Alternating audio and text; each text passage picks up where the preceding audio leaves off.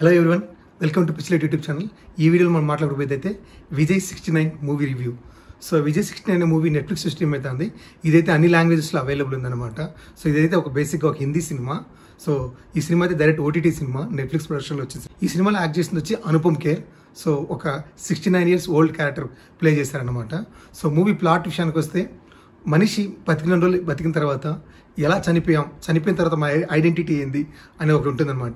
So ఆ identity తను ఏందని ప్రూవ్ చేసుకోవడానికి కోసం ఒక 69 years ఓల్డ్ మ్యాన్ ఏం చేశాడు అన్నదే ఈ స్టోరీ ప్లాట్ అనమాట.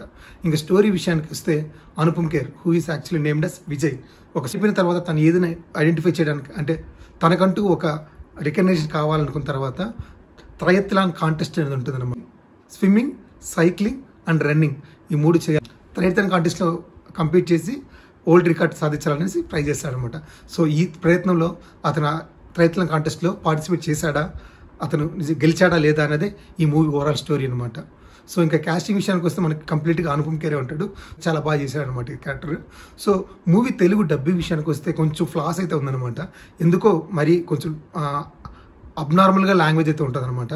కొంచెం ఫ్యామిలీ ఫ్రెండ్లీగా లేదు. కొంచెం దాని మీద కొంచెం జాగ్రత్త పడి ఇంకా బాగుండు. అండ్ ఓవరాల్ మూవీ విషయానికి వస్తే కూడా ఆల్మోస్ట్ మూవీ చాలా చోట డ్రాగ్ ఫీల్స్ అయితే వస్తుంది అనమాట.